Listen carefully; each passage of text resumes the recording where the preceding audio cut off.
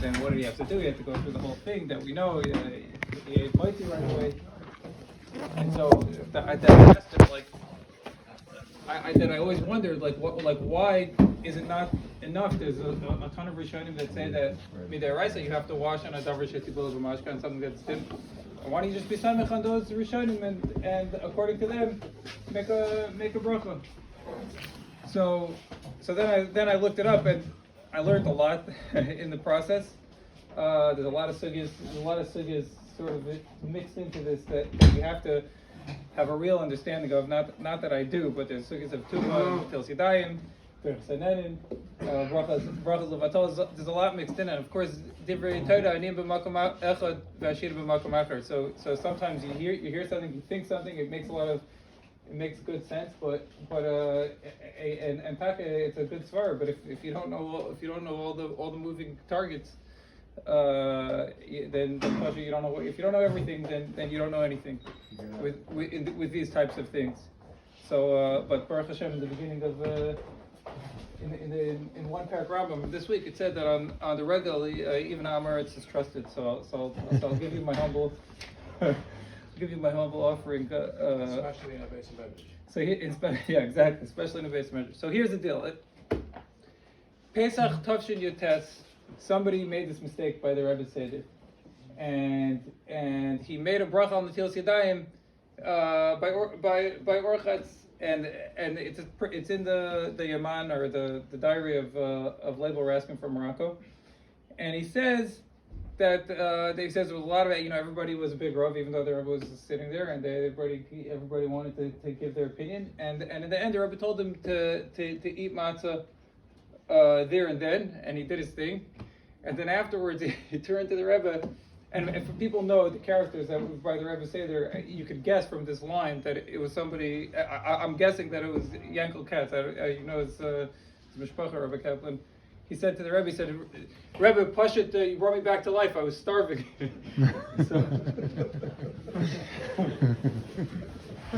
Anyway, but it turns out that this Indian of eating matzah right away is I thought that that's what everyone did, but really nobody in the world says to do that besides this is like a sort of a chiddush of the Rebbe, and we'll talk about how if that's there might be a Mishnah Achrayna on it. So let's back up the truck a little bit. The gzeira of washing your hands for bread, where does it come from? Tzarach truma. What's tzarach truma? That the Chachamim made a gzeira that yadayim are shniyos l'tuma. What does it mean yadayim are shniyos l'tuma? That unwashed hands could impart tuma to food, and we're afraid that kainim. What exactly why they were guys on shniyos l'truma we don't have to get into right now. It was either they were going to be matami truma, or they were gonna disrespect truma. But at the end of the day, the idea is that if they touch truma food, that food becomes puzzle, and it becomes tummy, and you can't be matami truma. Of course, you can't eat truma t'mei chas v'shalom. So the Chachamim made a takana that yadayim are shniyos.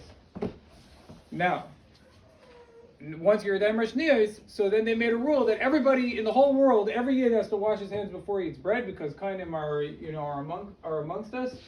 And so in order that they should be always careful to have their hands washed, so we wash our hands, they wash their hands, and even bisman hagalos where there is no truma, but nevertheless everybody it's totally ubiquitous practice now to wash your hands before eating bread. So when Mashiach comes and everything gets back to normal, they'll wash their hands, and the kainim are not going to mess up.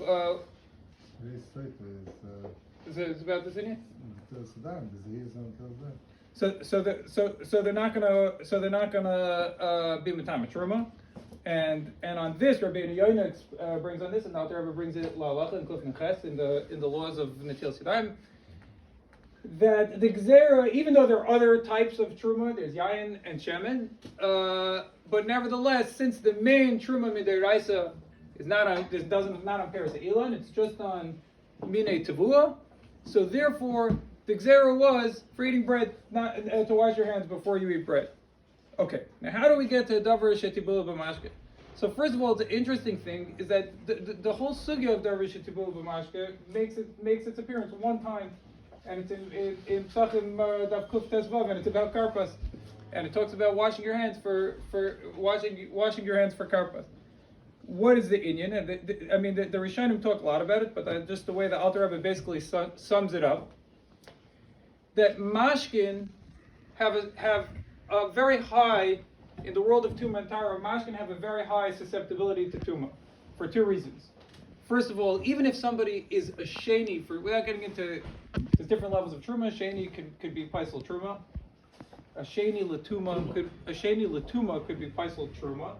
If a sheni touches mashkin, the mashkin become a rishon. That's one unique susceptibility of mashkin to truma. The next unique susceptibility of mashkin to truma is even midaraisa in the dinam of Tumah and Tara. Mashkin, if you touch them, unlike food, which needs to have a hechsher something needs to happen to it before it needs to come in contact with liquid in order to become susceptible to tumah. Mashkin are automatically susceptible to tumah. You touch a tummy person touches mashkin, the mashkin becomes tummy right away. So because mashkin have this heightened susceptibility to tumah, the chachamim were geyser that Shniya is that because of the same concern that we had with respect to truma, with mishum srach truma, the Alter Rebbe says that it comes from the levush. Because of srach truma of yayin v'shemen, we don't want you to be metame truma, which is out of yayin and shemen. They were geyser the same thing, that if you come in contact with liquid. Now, most normal people don't drink liquid with their hands, so the chachamim were not geyser in that situation if you were to drink liquid with your hands. So how did this Gezerah manifest itself, that they were afraid that you'd be metame liquid? They made a Gezerah that if you ate a solid and that solid was dipped into a liquid, then you have to wash your hands before. And this is the way most Rishonim learned. The Rambam, Rashi, most of Rishonim learned that this is the reason. And in the end, davar shetibule b'mashke, a solid food which is dipped into water, into liquid, any one of yad shachatam, is chayiv and atil tadayim for exactly the same reasons as bread, and it's just like a sniff. It's like an extension. It's an extension of that gezerah. In Tosfos in Psachim, where it talks about the gezerah of davar shetibula b'mashke, Tosfos gives a different reason. It's a little nuanced, but in the end, there's a very important difference. And what Tosfos says is like this: that since yayin that a sheni touches become a rishon l'tuma, and then you're going to ingest. You touch it, a davar shetibul b'mashke. You're going to ingest that very liquid, and then you're going to be metame yourself. And there's an issur to be metame yourself because of tumah and tarda. There's all kinds of isurim not to be metame yourself. Again, it could come down to truma, that you may come in contact with truma. But according to Tosfos, and also the Maram Rothenberg is learning like this, the main thing is the ingesting of the mashke, the ingesting of that mashke and making your guf tummy, which is a thing that people tried not to do back in those days. So Tosfos suggests that because today people are not careful not to be metamer the guf, and it doesn't exactly fall into the same category as a person touching bread, because that's just a simple thing. A sheni l'tuma is going to touch a piece of bread. So therefore, bisman hazeh, that people are not careful about it. Maybe we don't need to be careful anymore. We don't need to make a bracha, he says, by the Natil Sidai before karpas, because it's not so clear. It's more like Nekiyus Ba'alma, that we now wash our hands before davar shetibul b'mashke. The Maram Rothenberg takes it one step further. By the way, the Maram Rothenberg is a very interesting personal story. If anybody ever wants to read it, he was about Tosfos, and he's the Rebbe of the Rush, and he was taken captive at the very end of his life, for like the last 7 years of his life. And the community wanted to raise a ton of money to redeem him, and at the Rush, at the helm, the Rush wanted to we know the halacha that you're not supposed to negotiate with terrorists and you're not supposed to pay a high ransom, but there's an exception to that halacha, that if it's an important member of the community and the rabbim srichim loi, then you could pay an extra high ransom. So the Rosh is like, well, of course, Maram Rothenberg said no way. Anyway, at the end of the day, the Maram Rothenberg spent his last 7 years, and Taki he died in prison, and later they paid a ransom. I don't know how high it was, but to get his remains and rebury him, Kedas Yisrael. 14 years later. 14 years later. Something like that. So the Marami Rothenberg says it's over. You don't have to wash anymore for a davar shetibul b'mashka. How do we paskin? At the end of the day, we paskin like this. The Alter Rebbe paskins that of course you have to wash for a davar shetibul b'mashka, and unfortunately we see that people, even the Alter Rebbe himself brings in Kuf and Ches that the rabbim are not. The Hamoin says the Alter Rebbe is not nizer in washing for a davar shetibul b'mashke in a salad that's dipped in a liquid. He says, of course, the halacha is that you have to do it, and then he says v'yesh lim d'aleim schus, and the Alter Rebbe brings the day of the Maram Rothenberg that it doesn't apply anymore today because we're not careful on Tum and Tara, and that whole gzera was for a different reason. And he says that va'ikar kisvar rishayna, that's not like the way we're going l'halacha like the Maram Rothenberg, but nevertheless, because we know that the Alter Rebbe is hypersensitive to bracha levatala, so we're going to be chayshish like the Maram Rothenberg, and the Alter Rebbe didn't come up with this already. The Beis Yosef brings it in Shulchan Aruch that we don't make a bracha when we wash before eating a davar shetibul b'mashke. Just an interesting fact is that in the tour in the halachas of Karpas, he's totally shayl the Maram Rothenberg. He says you wash with the bracha. Of course you wash with the bracha. The Rambam says you wash with the bracha. The Torah says to wash by Karpas. With a bracha, but that's not how we hold them there. Now, one more halacha that's neged to our story over here about the Orchat's space cadet.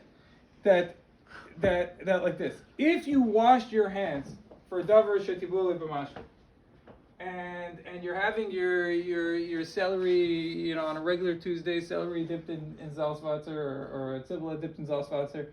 And then you say to yourself, you know what? I think I'm going to eat bread. So what do? So l'chayra, if you hold like the Rav Rishonim, what would you do? Nothing. You eat the bread. You washed. You're good.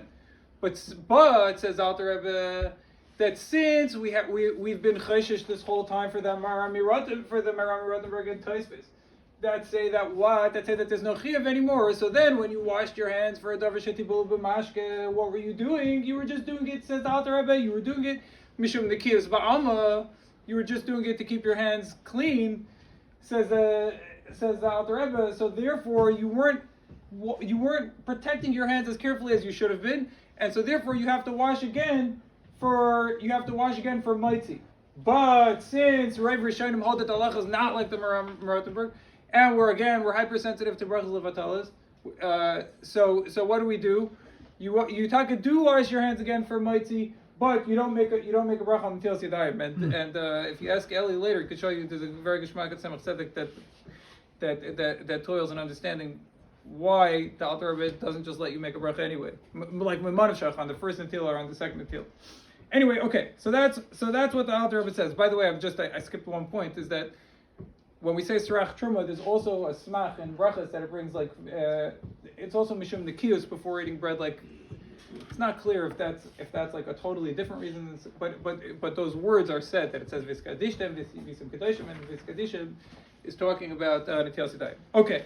FYI, Yeah. I just heard somebody asking Rabbi Shaila, he washed, he made a bracha, and he thought he's making a bracha on a roll.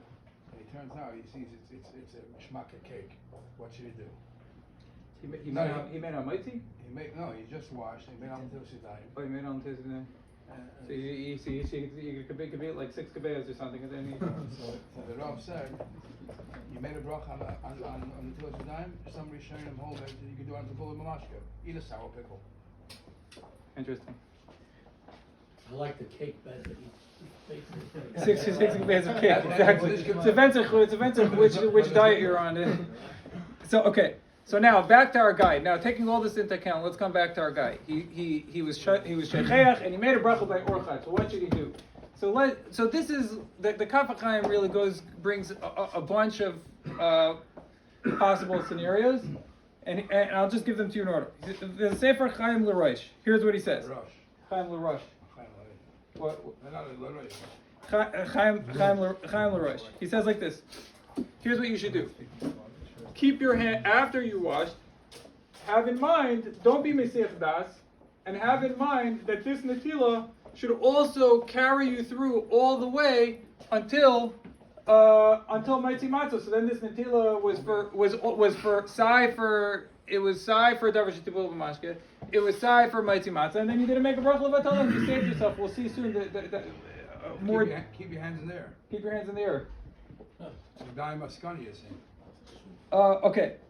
Then the Kaf HaChaim brings from a Sefer Vayagad Moshe. He says like exactly the opposite. He says no, just do your thing. Continue the Seder. You did it. You messed up. It's finished. You had in mind one way. You weren't chayav until Sedayim. Continue. Why? And then you're going to be Mesiach Das, because what are you going to do? Eat the Seder with your hands in the air. So just continue. Your Yadayim are skanias. You're going to be chayav in Etil Sedayim for sure by Maitzi Matzah, because you probably touched something that you shouldn't have touched. And then you'll make a bracha until Sedayim by Maitzi Matzah. So then the Kaf HaChaim brings a Yefei Lev, who brings like a pshara between these. He says, no, Taka, here's what you should do. You should be careful, Taka, not to touch anything. So this way, then Etil Sedayim was ostensibly carrying you through all the way to Maitzi Matzah. But just in case, when Maitzi Matzah comes, you should wash. Without a bracha.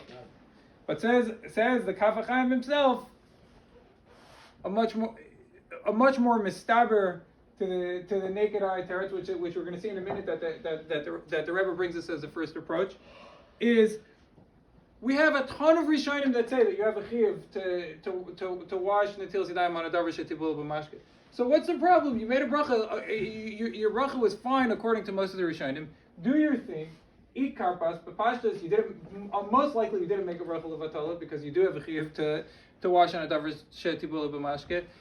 Then you're going to be Mesiach Das. You're going to be Mesiach Das during this, right? Because unless you're mamish like V'hine Hashem Nitzvah the whole day like you're supposed to be, you're going to be Mesiach Das. You're going to touch something.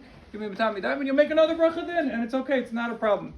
Now, that's probably out before the Rebbe's approach, the most accepted approach. Couple of interesting points. Why did you say Baruch Shem Kavod Malchus? That was right here. Believe Baruch Shem Kavod Malchus Le'olam V'ad. Why don't you say Baruch Shem Kavod? Well, it could be chayshish for the shittas that say that you don't make a bracha. Because if you say Baruch Shem Kavod Malchus Le'olam V'ad, they want to say then you totally messed up that fixing. Because the whole vert is that you wanted to go on the karpas, because most of them say that it's not a bracha levatala because you had a chiyuv to, because you talk had a chiyuv to wash, according to the Rishonim that say you had a chiyuv to wash. You say Baruch Shem Kavod Malchus Le'olam V'ad, you're mafsik, the whole thing's even according to those Rishonim, you wash, you don't make a bracha. Or some Rishonim say you can. no, the Kaf HaChaim. No, the Rambam says you make a bracha. The Torah says you make a bracha. Those Rishonim think you should make a bracha. It's a chiddush that you shouldn't make a bracha. Adrab. Another interesting point is the Nitei Gavril brings from Reb Shlomo Zalman Auerbach that in this situation you should be very careful to eat a kazayas of davar shetibul b'mashke, because this way you rechayev the bracha. Now, it's too complex to get into over here, but where does Reb Shlomo Zalman Auerbach get into this concept that a kazayas is mechayev you a bracha? Maybe it's a kol shehu, because Rebbe said less than a kazayas. you mean because of karpas. Yeah, but here you have a bigger problem on your hands than here you have regular time. That's at a regular time. Yeah, but now. He's saying if this is the case, eat. Yeah. Here you have a bigger problem on your hands. You might need to eat a kazayas, because that's how you generate the chiyuv. The Mishnah Berurah brings a tzad that maybe you only need to wash and then maybe you only need to be eating a kazayas of davar shetibul b'mashke in the first place. The Chazon Ish says no way. Even a kol shehu by davar shetibul b'mashke is different. Because why do you need a kabeya to make a bracha? But why do you need a kabeya? Because only kabeya is tamei l'tamei sesachir. So that's what makes it a chashuv eichel by bread. But by mashkin even a koshu is makabel tum enough to be matame other things. Okay, but just looking around, I could think of 3 svaras with respect to what you should do if you're going with that fix. Either kol shehu is good enough to wash with a bracha on a davar shetibul b'mashke, or you need a kazayis like the Mishnah Berurah, or you should need a kabeya because loy plug chacham and this is what they consider to be a food.